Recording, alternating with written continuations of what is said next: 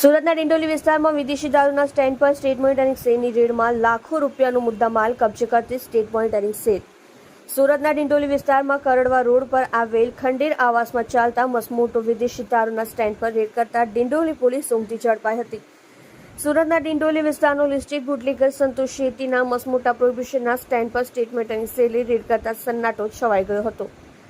જેમાં state monitoring cell દ્વારા વિદેશી દારૂના સ્ટેન્ડ પર રેડ કરી ઘટના સ્થળથી વિદેશી દારૂની 2023 બોટલો જેની કિંમત ₹2,35,420 સાથે દેશી દારૂ 28 લીટર જેની કિંમત ₹560 સાથે 9 મોબાઈલ ફોન જેની કિંમત 41,000 અને 22 વાહનો જેની કિંમત ₹6,90,000 અને દારૂ સાથે પીવા માટેના ચખના ₹9,040 સાથે ₹9,98,290 મુદ્દામાલ કબજે કરી ક્વોલિટી કેસ કર્યો હતો. જેમાં સ્ટેટ મોનિટરિંગ સેલના police sub inspector GR Rabari સાહેબની આગેવાનીમાં રેડ કરતા ડિંડોલી પોલીસની દારૂબંધીની પોલ ખુલી જવા પામી હતી.